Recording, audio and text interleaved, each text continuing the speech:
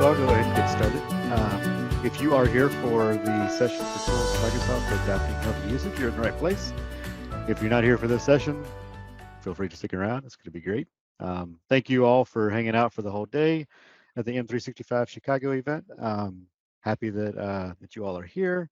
Glad to round out the day with something that I'm passionate about and that my team is passionate about. If you had a chance to see the keynote this morning, Karawana Katimu is my manager. Together, we run a lot of the adoption tools driving healthy usage around Microsoft 365 solutions. So that's kind of what I'll take a semi deep dive in for this session. Please do feel free to come off mute at any time. Make this as interactive as y'all would like to. And I'll go ahead and get started. So a little bit about me and who I am. Again, my name is Josh Leporati. I actually live down in Louisiana. So I'm a Southern person for Microsoft. Work out of a shed in my backyard. I got a few unique little quirks. I'm sure others would say they're not really quirks, but they're something. Um, I have a passion for Microsoft. I've been at Microsoft a while, even prior to Microsoft. A lot of my career focused around implementing and managing Microsoft tools. So it's been a passion of mine to bring better management, better adoption of our solutions that I'm so passionate for. I am a Disney fanatic. The way that I'm joined this meeting, I can't do my screen and my background and my video, but behind me is a pinboard of Disney fun stuff. I go and spend probably way too much time there. I'm also a repeat astronaut applicant. My hope there is that HR can mess up. HR so far has not messed up. I keep all the rejection letters in my truck just as a reminder of, I guess, that they don't want me yet, but maybe one day.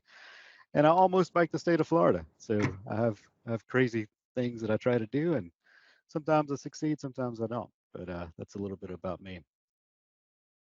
So today I want to go into really around the tools and solutions that can help automate some of this healthy usage around Microsoft 365. Our group owns and operates the app templates that are supported for Microsoft Teams. Now, there's a lot of app templates out there, and we've got a few open source ones that we feel like fit this bill very, very tightly. Um, we look to the community to help give us ideas around what could we create, how could we change the solutions that we have today to better help drive healthy usage. And out of that, right, we've had one major app template that came from it. We've taken over some others, and we'll look at ways that how organizations are actually leveraging those to drive good usage behavior. Um, you can find out more about all the app templates. I'm going to deep dive into a few of them. I'm not going to go into all of them, but they are located out here at Teams App Templates, aka.ms Teams App Templates. The thing that we do try to strive for all of these is to make sure that as we deploy them out and as we give them out, they are open source. So these are fully customizable. We've had lots of partners and customers take some of our solutions and then completely customize it so that it fits your own brand, and that you can make any of the unique changes you need to make for them. So that's one of the things that we strive to do with a lot of these tools. Not all of them, but most of them. So the first one that really helps and that we are starting to revamp and put a little bit more effort into making sure that we have a lot of different scenarios in is Mocha, the modern collaboration architecture. So if you've thought about or seen any of our prior tools around like what tool when or what tool to use when across the stack, this is where all of that piping comes from. So what you'll see from here, both is a app to help kind of drive users to decision points that can help enlighten them to say, hey, I need to run a external meeting for sharing, updates around the company, right? And if they plug that into the scenario, out would come in the app and a scenario that said, hey, well, you should use a Teams webinar or a Teams external meeting. And it's really meant to help individuals and teams figure out, like out of the stack, out of what's available, what tool can I go and use that'll go help me achieve my goal. So the hope is that you can leverage this, you can customize it too, so that if there's scenarios that aren't enabled or that you don't want to showcase just yet, you can modify that so that those scenarios don't get amplified, right? So if you're not leveraging webinars, you're not leveraging Planner, right? Maybe you don't show them, hey, you should go use this tool for that, right? You could go and suggest your own. But it's an easy way to help users come to a location and then find out for themselves what they should be using, how they should be leveraging the system, and right? What are some things that maybe they didn't think about on how they can go and use the technology that's at their disposal? You can find out more about this at aka.mswac-mocha. There is, again, there's an app template side to this. It's actually a power app that's kind of driven through right now just an Excel file that you go customize and import the Power App in, and you can go make all the changes or any of the unique changes you need to make about what solutions or what paths would be available for them to discover. The next tool that we have that we really, with this new release for it, home in on driving healthy usage is the champion management platform.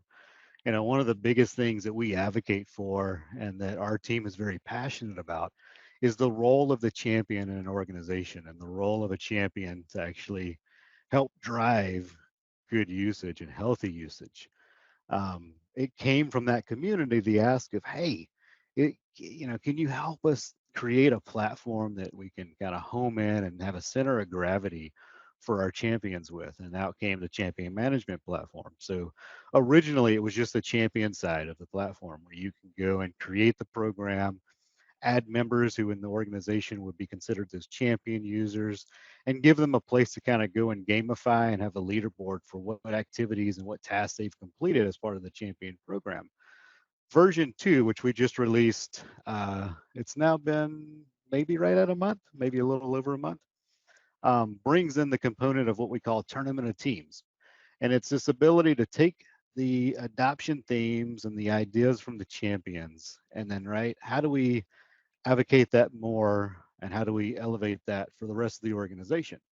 And the idea was tournament of teams. Inside a tournament of teams, the champions or whoever you want to have to manage the tournament of teams can go and create these different tournaments, these different scenarios, right? That organization users would come to. They would see a quick hit list of things that they would want to go and learn and do, or that the champions are kind of driving for. Hey, this month we're going to focus on better meetings or better hygiene around just running through activity or chat in teams, or even outside of teams, right? Just better usage of the solutions. Let's create the tournament and quick actions that are around that, and then organization users can come and kind of have that same gamification element. So when they come into the platform, they see tasks that are available to them, they can go and complete those and have some fun around it and get some digital swag around it. But where we see this really helping and driving is bridging the gap between the champions, their adoption themes, and what we are asking them to go and deliver into the organization, out to the organization, right? So now we've got the bridge to say, all right, champions have their home in the champion management platform. Rest of the organization can come interact with them through the tournament of teams and have some fun and learn about it too. This is one that, again, came from the inspiration of the champion community, and we continue to take feedback around how we can improve the solution and platform. And so, what I want to do real quick, because slides kind of get tiring, is just jump into a quick demo of champion management platform and walk through some of the high level scenarios of it. So, I've got a demo tenant here. I've got champion management platform pulled up. Um, I've of course skipped through the installation part, but now I'm inside of the solution. So my user here is an admin in the platform. I've got the standard get started section, all the stuff I can do as a champion, and then my admin tools. And I'm going to kind of focus here on what a champion would see. So I've defined my champions. I have them loaded in. I'm going to go into my champion leaderboard, and a couple of things that happen here, right? As a champion, I can come and see other champions. I can come and help, discover either by specialty, right? Who are the champions that are maybe for teamwork? I can come and find the ones for virtual events. I can go and customize this, right? My organization can add in the different specialties or maybe the different types of champions they have, so they can separate those out and have them easily identifiable. I can quick message them. Users in the organization can do this too, right? They're not going to see all the detailed information behind it, but they could come here and discover who their champion is and go reach out to them. This is one of those big things that we see around helping automate some of this connection, this framework of connecting you with the people that can help drive the usage patterns. Just a fun thing because I am a Disney fanatic. I got a little tie-in to Monsters Inc. there, 2319. That's just me having fun with the demo. But um, from that, I can also go and record events. So as a champion, my ask is the organization or the champion program is saying, hey, as a champion, you should be doing hopefully, lunch and learns or writing blogs for the organization.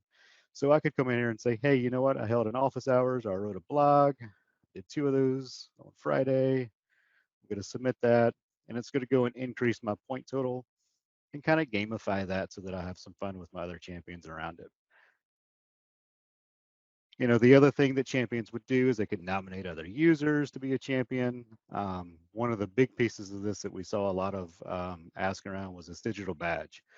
So as a champion, I can go and have a little bit of recognition or digital recognition of who I am and what I deliver to the org.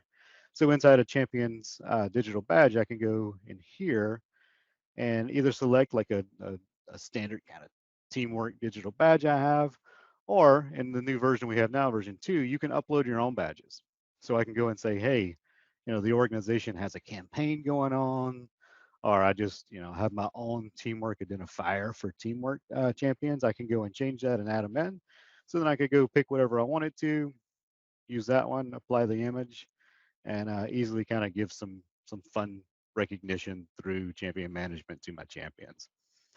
The other things that I can do as an admin here, right? I can modify the champion list, add people to it, modify the event list. As I want to go maybe prep some events coming in, I could go add those in and pause and hold those till the time of it. The event track list is showing me the ability to see who has completed events and do some reporting out of it.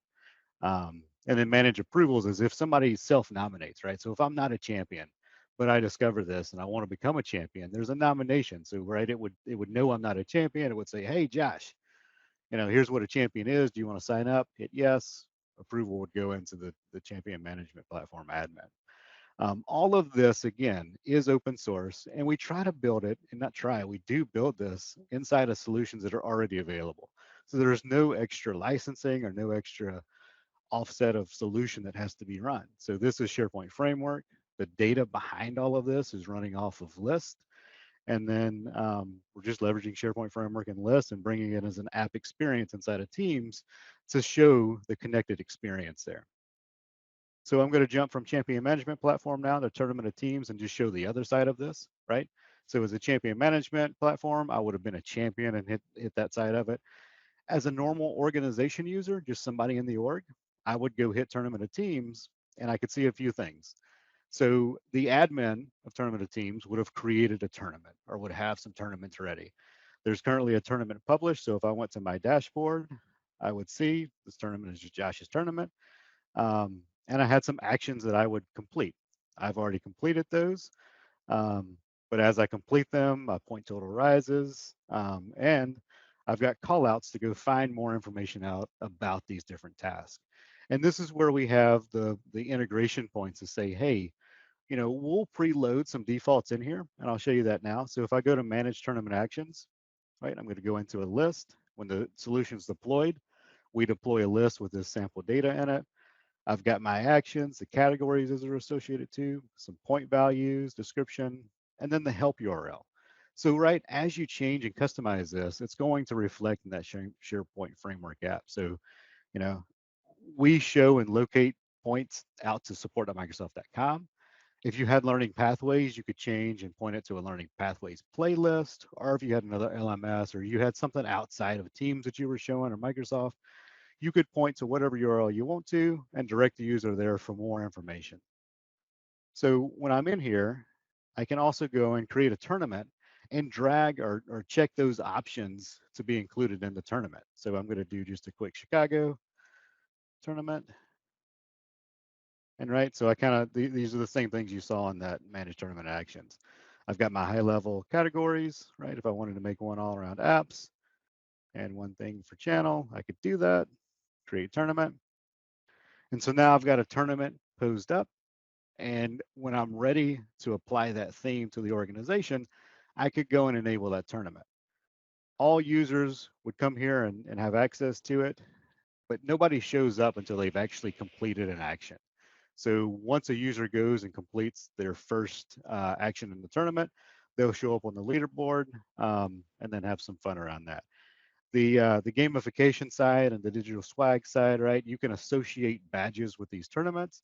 So let's say that I go and complete all of this. I could have a badge unlock and be available to me in the digital badge section that would say, hey, you completed this tournament. Here's a digital badge to show that recognition. Um, we're also looking to start expanding this to where, if you want to take and give them some other digital swag, right? It doesn't just have to be a digital badge. It could be um, teams backgrounds or whatever fun thing or fun other digital asset that maybe you wanted to include. We could do that as well. So that's a quick overview of champion management and tournament of teams. I don't know if any of the three of you have a question on any of that. Feel free to come off mute and ask it. If not, I'll pop back over to the PowerPoint and we can go through some other solutions. But I'll pause for a second to see if any of you have any questions.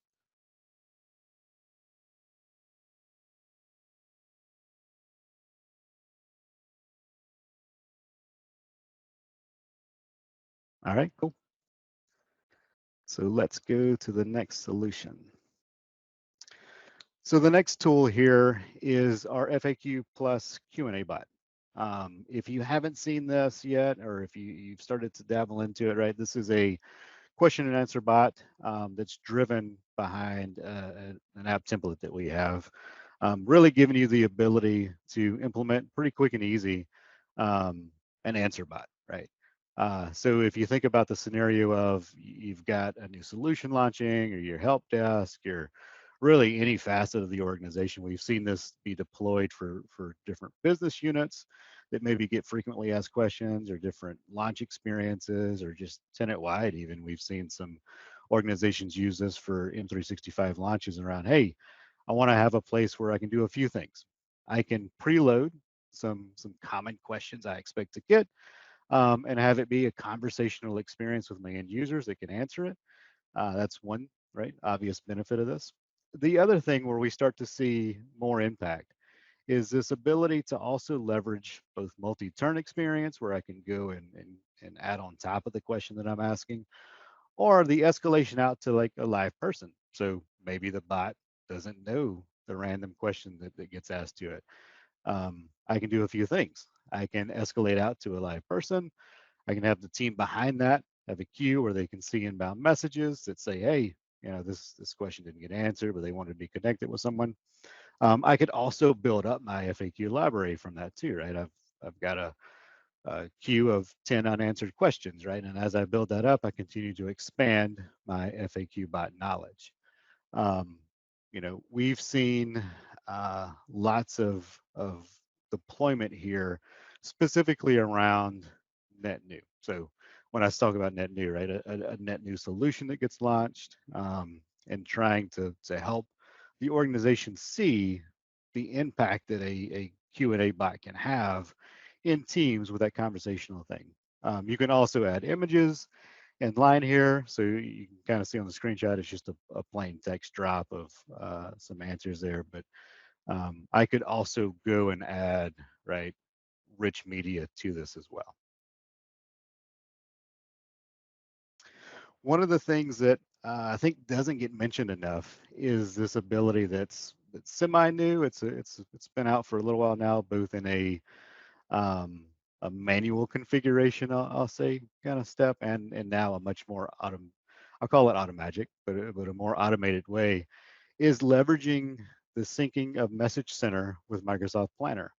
Um, one of the things that we know happens, right? We even internal to Microsoft, right? We feel it ourselves. There's a lot of change. There's a lot of new things that come out. There's a lot of things that we're modifying all the time, and you get these abundance of message center posts that it's kind of hard to always go through. Um, think about this, right? The ability for me now to go and automate message center syncing to a planner board, and then being able to carve that board out and say, all right, I can take exchange updates, I can take teams updates, I can take insert product name updates, and level of update, and now start to assign those out. So maybe I want a review process for Yammer that we just launched, and I want somebody to be watching all the message center posts that are coming out for Yammer. right? Instead of now going to Message Center and queuing through all that, I can actually set up a defined process in Planner and have all those new messages kind of drop in to my Planner board, and then have the team kind of go and triage through that. We saw a lot of manual setup of this in the beginning, and it was oh my gosh, that's awesome, right? I can finally try to get some control over the abundance of information that's coming out of Message Center. Now you can actually just go right in and choose to sync and choose your planner board that you want to sync it to.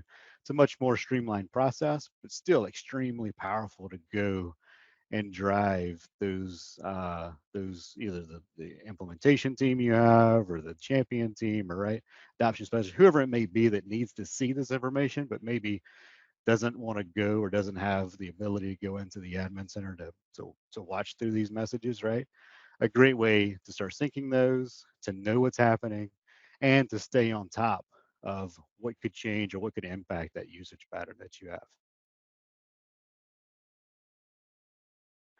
The other thing that our team runs is the Microsoft 365 Champion Program. So as you start to continue to drive your healthy usage patterns, right?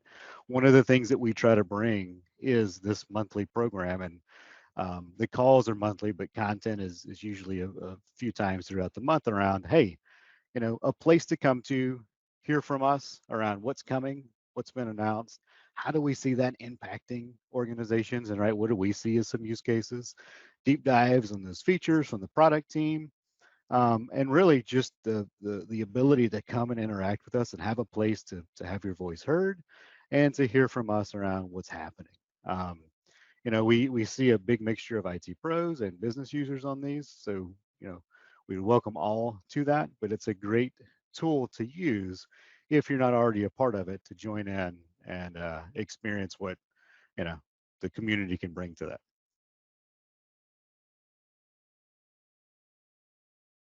So those are some of the top tools that I wanted to highlight.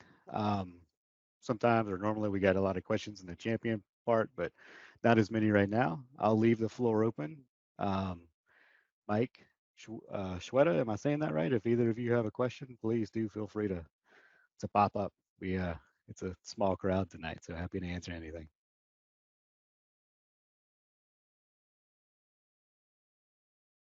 All right, I'm going to take silence as no questions, and thank you for joining me at the end of the day for this.